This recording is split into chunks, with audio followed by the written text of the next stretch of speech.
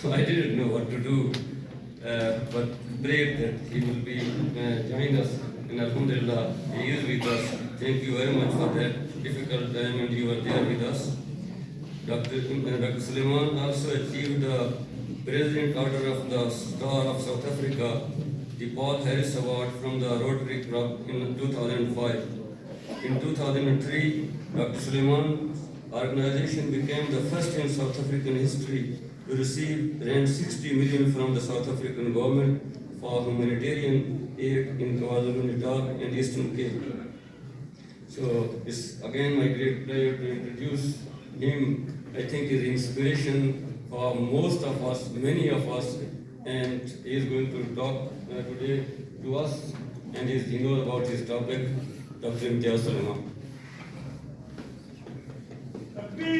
Thank you, Maulana, once again. I didn't see the last part of Maulana Bab's talk, but I think he was talking about parts of Palestine and a justice will come. I just want to add on something to that without getting what he said. You see, the Palestinian struggle is not about them. It's about everybody outside Palestine. They're not being tested. 76 years they've been tested already. Allah knows what the answer is going to be. From a 2-year-old child to a 100-year-old man, every single person in Palestine has been saying that for 76 years. You think by now Allah doesn't know what the answer is going to be? It's not for them. It's for everybody on the outside to respond to them. That's where the mercy lies. They will get their Jannah. They will get their blessing for the sacrifice and the struggle. Because of them, the world politics has changed. Amen. It took 76 years. You can't expect a war to finish in 1 month. We will be back to square one. And in 3 years' time they'll bomb them, and in 5 years' time they'll bomb them. We had to change, not Israel. We had to change the face of Zionism, secularism, capitalism, what happened in America, what happened in Europe, and what's happening all over the world. That kind of mass changing can only come by mindset change. And mindset change, making people aware, realize how important it is about the truth. The Quran promises, truth has arrived and falsehood perished. For falsehood by its nature is bound to perish. Maulana said it took 70 years of dua from the Prophet. It's taken 76 years. It's not going to take another 76 years to finish off what happened in Palestine. This war is not the end of Gaza. It's the end of Israel.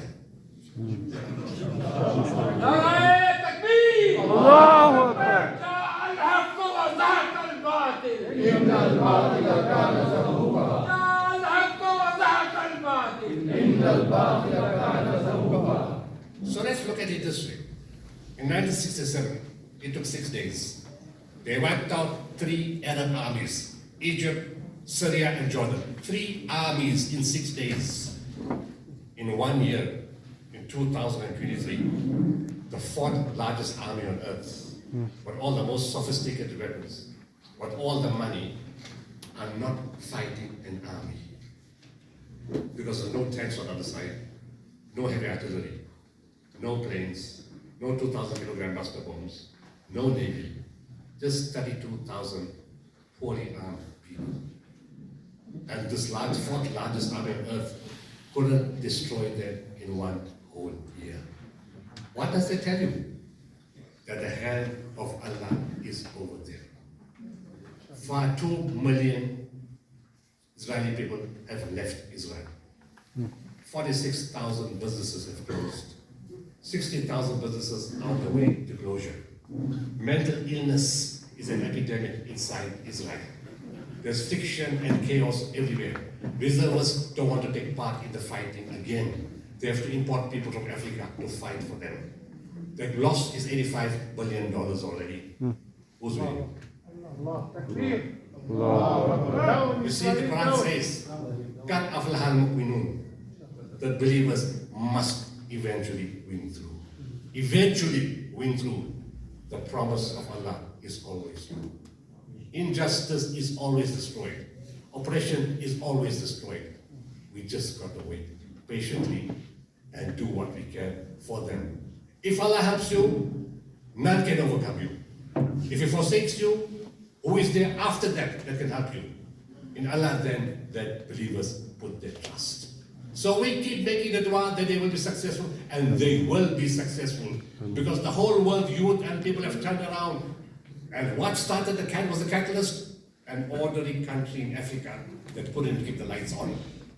They were brave enough, they were principled enough, and they took Israel to the court. And on the 28th of October, they're preparing another big submission. I'm talking to the legal team all the time, I'm with them all the time. They're preparing another submission on the 28th of October. We must pray that we succeed in that submission once again. We must make that dua. And that the minds and the hearts of the whole world change. In this loss of lives, how many people's hearts have opened up towards Islam? Allah does His things in strange ways. So that brings me to humanitarian work in Islam. You see, unfortunately, Muslims all over the world are too focused on Muslim Islam and Muslim relief. Whenever there's a cause or the difficulty, the first thing Muslims ask you, can you give zakah? Like only Muslims are human beings. Like only Muslims suffer pain. Like only Muslims suffer anxiety and hardship and difficulty. We need to change our thinking. Because all human beings come from Allah. All human beings suffer difficulty and hardship. And my Sufi Sheikh told me, soften the hearts of the people. So let me go back to you and explain to you our gift to the givers of God and why we do what we do. Strangely enough, in 1986, I moved from Durban to Pietermaritzburg to start private practice. The same week that I moved to Maritzburg, an Afrikaner guy moved from America to Maritzburg. He came to teach French. I'm in a new building with new names. It was Meraj Lines, 27th Rajab. My neighbor came to me and said that this Afrikaner guy came to buy meat from him and he needs a doctor. Now understand the spiritual connection. You see, Maritzburg got a lot of butchers. How come the Afrikaner man comes to a butcher that lives next to a doctor? Because he needed a doctor. So I start treating him. And one day after several months he tells me, you remind me of the Sufi teacher that I met that came from Istanbul to America. You guys talk the same, think he's the same, you need to see him. So I joked with him, I said, brother, it's 86. I haven't even seen Cape Town. When am I going to get to Turkey? As a non-Muslim, he said, what Allah wills, what God wills happens. There's a time and a place. As a non-Muslim, his words came true. In 91, my wife and I landed up in Turkey. It was a strange experience. We thought we came to the wrong place. In the place, there were Jews, Christians of different denominations, Muslims, Hindus, Tamils, and people who didn't believe in anything. There were Americans, Russians, people from Sweden, Norway, Denmark, Germany, Argentina, Mexico, Brazil, Canada, Australia, New Zealand, parts of Southeast Asia and Africa. All mixed. But everybody respected everybody. I told the Sheikh, I'm confused, what's going on here? He said, my son, mankind is one single nation. That's Quranic teaching. The God of all mankind is one. We just call him by different names. He says the real essence of Islam is love. The Holy Prophet ﷺ taught, and this is his month, Khairun nas man yanfa'un nas. Best among people are those who benefit mankind. He said, listen carefully, I'm not saying Muslim. I'm saying best among people are those who benefit mankind. And he said it 3 times. He said the Prophet ﷺ came as rahmatan lil alameen, a mercy unto all creation, not as rahmatan lil muslimin. He came for everyone, and that's how we want the hearts of people over. He said, when you do the work of service to humanity, your spiritual stage increases. When you take the dua of the people who are in hardship and difficulty. I fell in love with a man I don't even know. The following year I went back. I first went to Medina, which was my first touch, and asked the Prophet, I said, I'm a little confused about this. Is this the right place? A few months later, I landed up in Turkey. 6 August 1992. Thursday night, 10 o'clock after zikr. In a zikr, you feel the presence of Allah. The Sheikh stopped the zikr. He made eye contact with me and he looked heavenwards at the same time. In fluent Turkish, and I don't speak a word of Turkish, but I understood every word that he said in Turkish that night. He said, my son, I'm not asking you. I'm instructing you to form an organization. The name in Arabic will be Waqful Waqifin. The translation is not exactly correct. We translated it as gift of the givers. You will serve all people of all races, all religions, all colors, all classes, all cultures, of any geographical location and of any political affiliation. But you will serve them unconditionally. You will expect nothing in return, not even a thank you. This is an instruction for you for the rest of your life. I was 30 years old. Serve people with love, kindness, compassion, and mercy. And remember, the dignity of man is foremost. So if someone is down on the ground, don't push them down further. Hold them, elevate them, wipe the tear of a grieving child, caress the head of an orphan, say words of good counsel to a widow. These things are free, they don't cost anything. Clothe the naked, feed the hungry, provide water to the thirsty, and in everything you do, be the best at what you do. No second-hand jobs, no latas. Be the best, not because of ego, but because you're dealing with human life, human emotion, human dignity, and human suffering. My son, remember that whatever you do is done through you and not by you. There's no place for ego.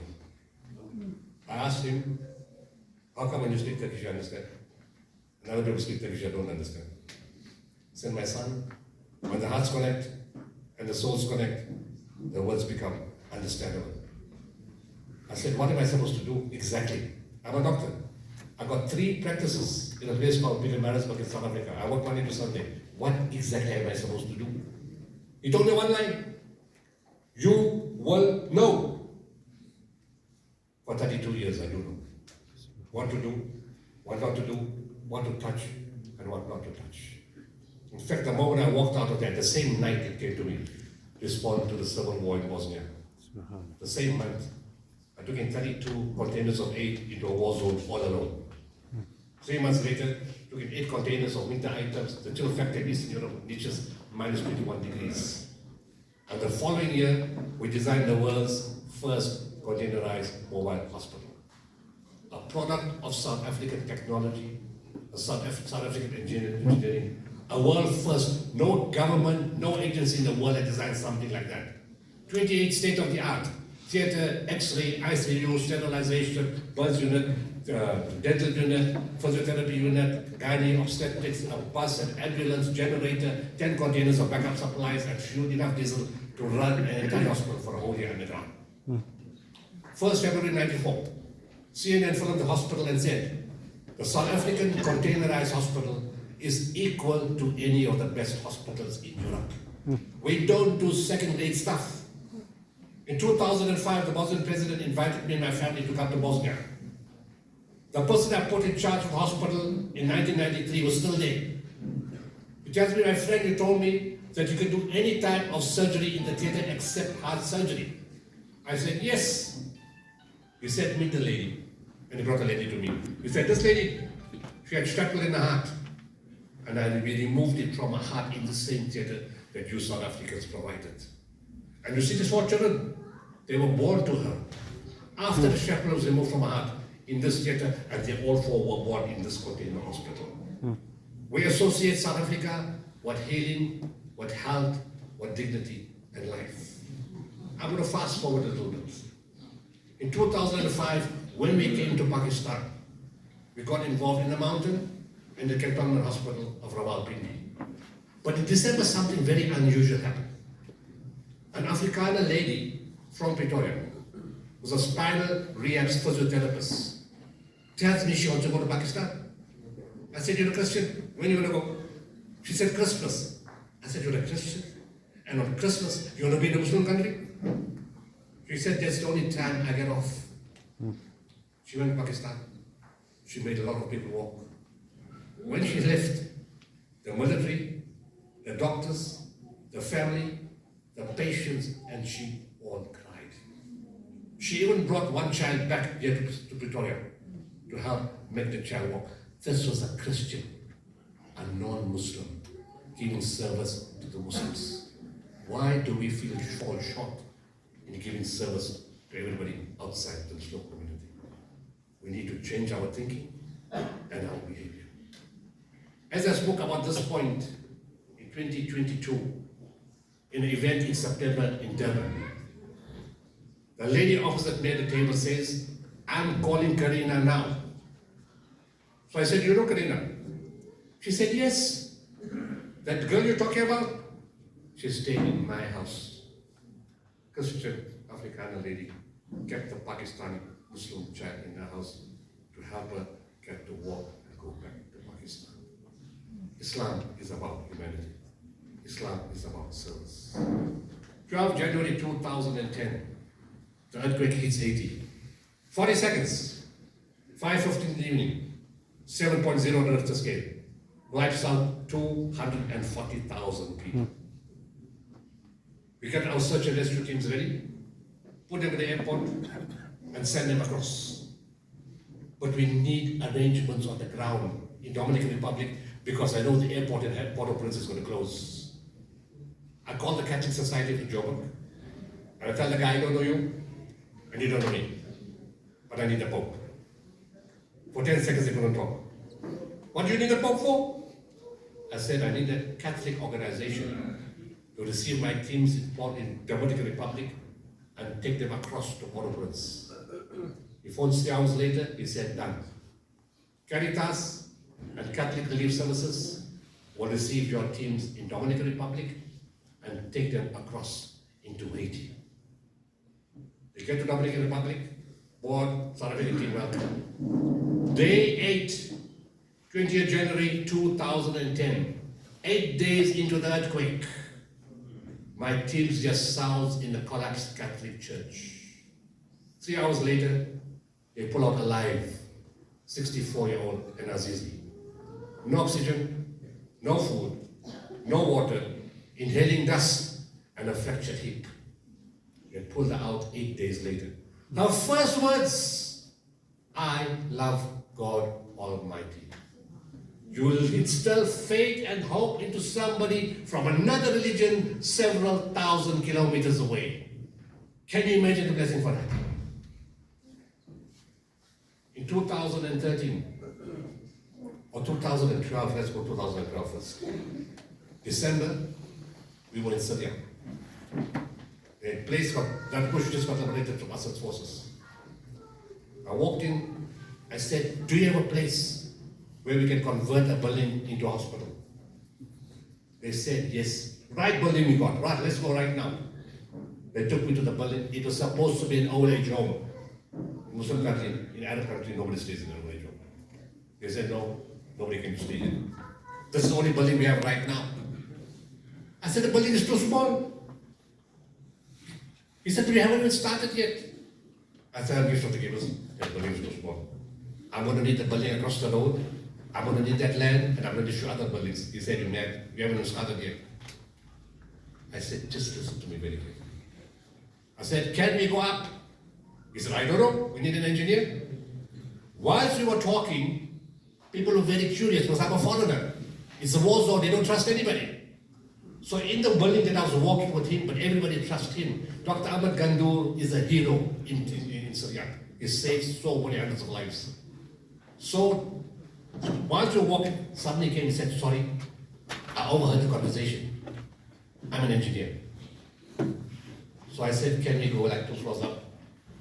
He didn't even think. He said, yes, can we go up? I said, can we go up? He said, yes, 2 floors. I said, how? What kind of engineer are you? He said, what do you mean? I said, you didn't see the architectural drawing. You didn't see the steel plan. You didn't see how much concrete in the ground. You didn't know how much steel there is in the building. How you can tell me 2 floors like that? He said, hey, my friend, take it easy. I built this building. That's not the funny part. You see, this man left the city of Darkush years ago. In the war, 15 million Syrians were displaced internally and externally. This man never came back. The day I needed an engineer, not any engineer, the engineer that built this building, in that minute and that hour that I was in that building, he turned up in front of me. What do you call that? 2013, Typhoon Haiyan in the Philippines. Everybody goes to a place called Tacloban. I said, no, we're not going there. We're going where nobody has gone. We go to the place called Polampon. As you get off the boat and get into the island, the mayor and the people look shocked. They said, you are the first guys in the world that came to us. We said, but why is your island so quiet? You know, we know it's a typhoon and everybody got injured and people died. Why is it so quiet? We said the town is depressed because the only hospital in the town is shutting down. So where are we going to deliver the babies? Who's going to see the children? Who's going to do operations? Who's going to give us medication for high blood pressure, diabetes, asthma, and everything else? What are we going to do? So my teams go to the mountains. They look at the hospital. They go to the hospital and see the roof is severely damaged. In 72 hours, the Africana members of my team repaired 1,000 square meters of roof. They repaired the building, the windows, the floors, and then they started repairing all the medical equipment that was lying all over the hospital. When they started doing that, you could hear the hammer and nails in the entire island. Everybody got motivation. Everybody got empowered. You woke up an entire nation, an entire island, simply by giving love and service to the hospital. This is what Islam is all about. The doctors were not paid for 3 months. The nurses were not paid for 3 months. They didn't have food in their house. We paid the doctors. We paid the nurses. We gave them food. We gave food to the patients.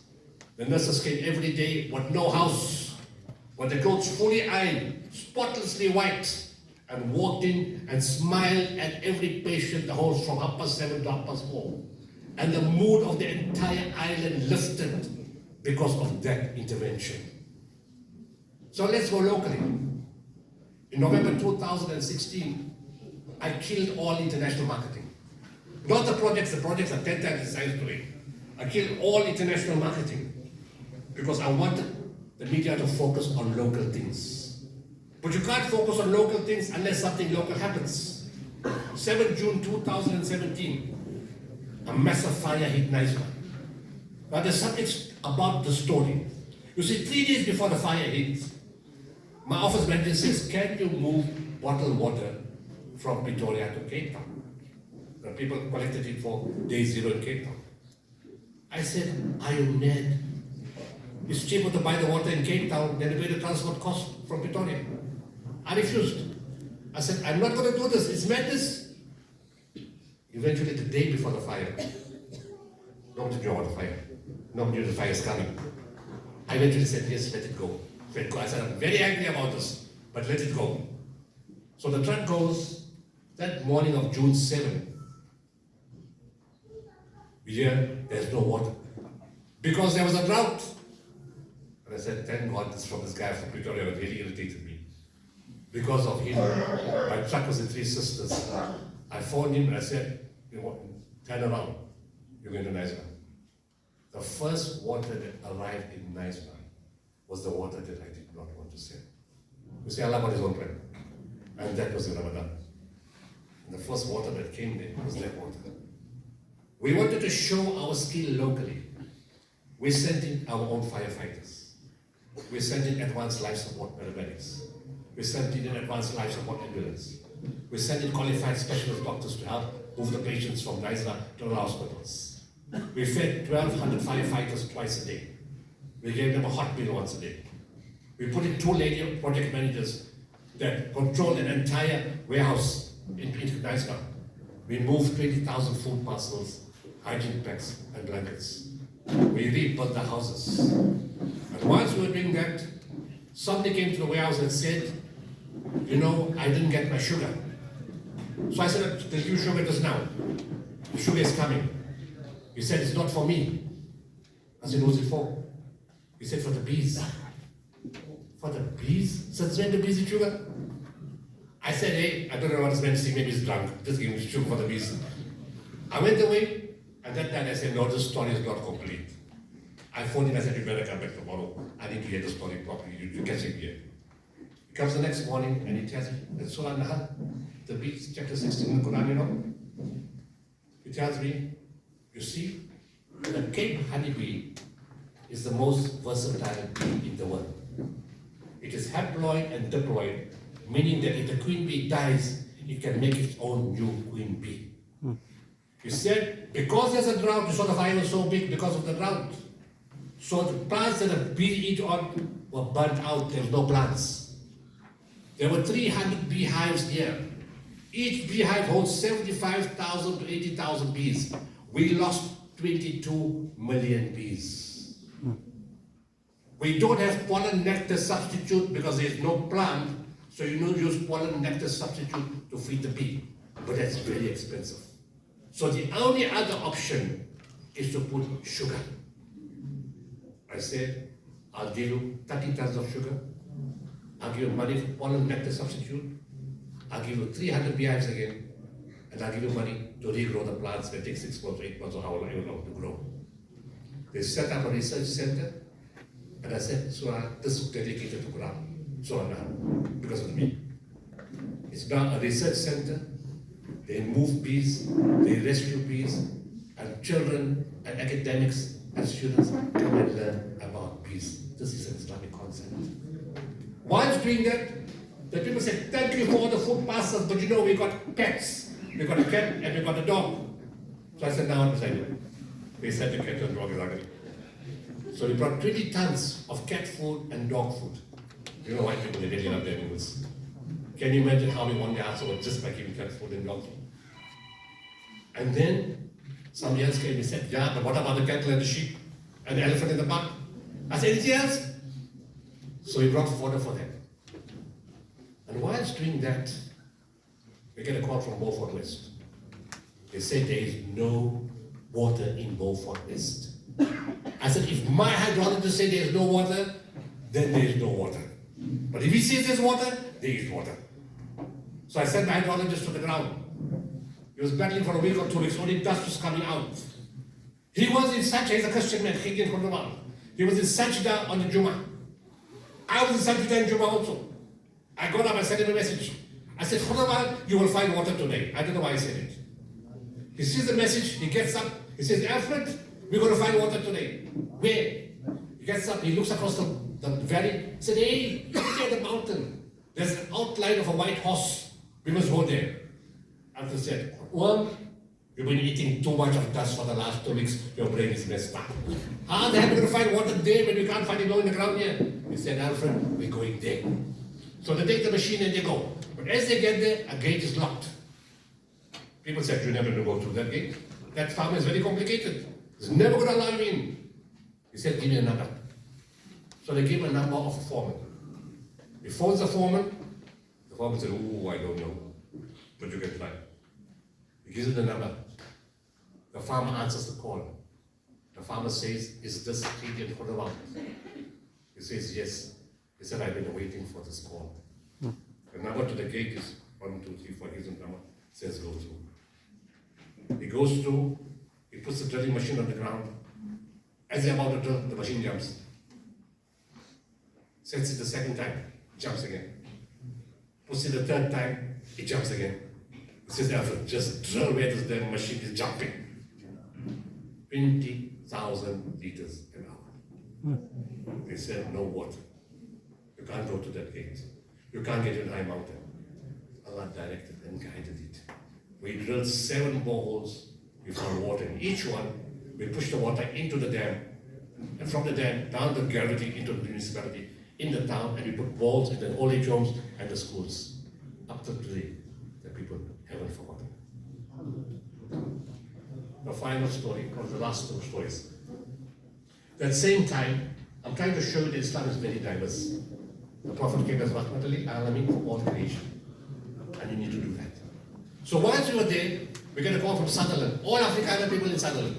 Nobody else. And they said, our sheep count is dropping. It's a drought. There's no food to feed the sheep. Why will the sheep also suffer? Muslims don't allow suffering. So I said, what you need? They said fodder. We started selling fodder. In July 2018, they said, thank you very much. We really appreciate the fodder, but we have to throw the town in. So I said, now what happened? They said all the wells are dry.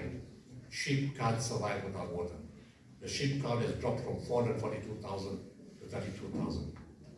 We're going to close our farms, put all the laborers off. Some farms are going to shut themselves. We can't put our kids to university. We can't put them to school. We don't have food in our house. We are lost. We don't know what to do. I said, we don't believe in that. And Martin Landman are coming, I'm sending them there. We drilled 238 boreholes at a cost of 19 million rand to provide water for the sheep. Sheep is creation of Allah. The sheep count has finally started climbing again. Laborers are getting their jobs again.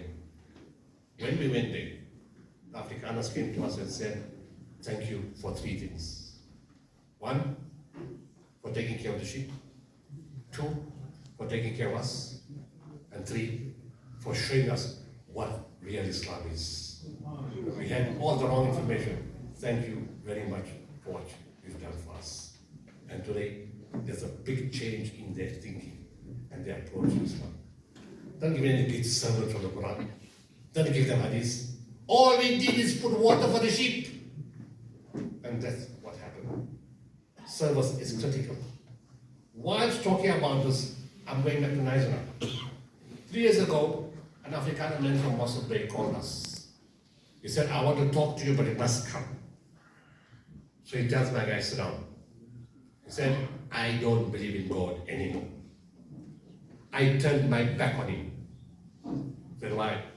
He said, when I was 21 years old, I was going to get married. The marriage will take place on Saturday. The hall, the dress, the card, the cake, the cameraman, everybody was ready. A few days before that, there was a car accident. The girl I was going to marry died. I turned my back on God, I'm not going to talk to you anymore. Years later, I see what you guys did in Nigeria. I saw how you looked after the sheep, the bee, the people, the cattle, the elephant. And I sat back and said to myself, this is no way this can happen without there being a God. Compassion can only come from God Almighty. Thank you very much. You put my faith back in my heart. As a result of that, my entire estate is coming to you. It's worth 12 million rand. He phoned us last week. He said, online, please bring your lawyers to fill the forms in properly. I don't want it to go to anybody but you. Those papers were signed last week. African Christian man who lost his faith said, I found God again. The final story. November 2022. My friend from Cape Town calls me, Nissan Pangakar. He says, would you like to meet the new general manager of Turkish Airlines? He's coming from San Francisco to Cape Town. So I said, Nissan, I'm the disaster business. Logistics, connections, networks, governments, ambassadors, airlines, I need to know everything. Yes, I need to see the guy, but I won't see him now. Let the universe decide what I got to say. I'm not going to write anything down. I'm not going to make a note. I'm not going to make an appointment. What is supposed to happen, if it's meant to happen, it will happen. Right now, I'm forgetting it. 1st February, I'm in the plane from Durban. I'm about to leave for Cape Town. The thought comes, hey, you better phone your friend now. You're going to meet the Turkish guy. So I phoned this Turkish guy here. He said, I'll call him back in 2 minutes. He says, yes, he's here. We're going for Sub-Papa's plan in Surrey, the Turkish restaurant at the waterfront. We're meeting him Papa's plan. I go from the plane straight to the restaurant. Have Turkish tea, eat something, greet each other. My first words, Muhammad Sonam, in the event an earthquake hits a country, I need an airline partner to move search and rescue equipment, medical equipment, search and rescue teams, medical teams, dogs, dog handlers, tents, blankets, food, medicine, bottled water, sanitary pads, diapers, energy biscuits. Can it be done? No red tape, no bureaucracy, no delay, no losing my items. Can you do that? He said, consider it done. 5 days later, 4:10 a.m., 6 February, the earthquake hits his country. What's the chance of that being a coincidence? In 24 hours, the search and rescue teams are in the plane, In 48 hours, the dogs and handlers are in the plane. Now when you get to an earthquake zone, like what we did in Pakistan, we asked the Pakistani general, where do we go? You don't say, I'm very clever, I'm from South Africa, I can do this, that, any other. You always have humility where you go. 172 countries responded to the earthquake in Turkey. Some of them had more than one team. So let's say 300 teams average. You've got to understand this very carefully. 300 teams. We go there, we said, okay, put us where you want. 20 million people affected. 12 teams get selected to go to Hatay. Hatay is wiped off the face of the earth. 99% gone, nothing's left there. 2 Chinese government teams, 2 Turkish government teams, Italian team, Jordanian team, Omani team, Saudi team, Croatian team, Serbian team, Bosnian team, and gift of the givers. Only 12 of us get selected to go to Hatay. On day 8, exactly like in Haiti, we're the only people in the world that had 5 dogs. Some people had 1, some people had 2. We're the only guys that had 5 dogs. On day 8, the dogs say we'll go there. We go to the building, exactly like in Haiti. On day 8, we pulled out alive a 90-year-old grandmother. The Bosnian team leader comes to us, he starts crying. He pats my team leader on the shoulder and he says, I know the name of your organization. So my team leader said, what do you mean? So he takes out a wallet. In the wallet, there's a photograph. In the photograph, there's a baby and a woman. You see that woman, that baby? That's me. That woman, that's my mother. We know your name. What do you mean? 30 years ago, in 1993, you brought a hospital to Bosnia. I was born in that hospital. There is no coincidence in Islam. Keep doing the good work and serve all of humanity. In the floods in the Western Cape, we served people who were drunk. Some man was drunk. He was caught up in the floods and the rain. And as we went, he says, long live Palestine. People from the rural area of Kailisha, long live Palestine. Drunk, but Muslims don't. Food, and water, and shelter, and clothes. وَمَا أَرْسَلْنَاكَ إِلَّا رَحْمَةً لِلْعَالَمِينَ.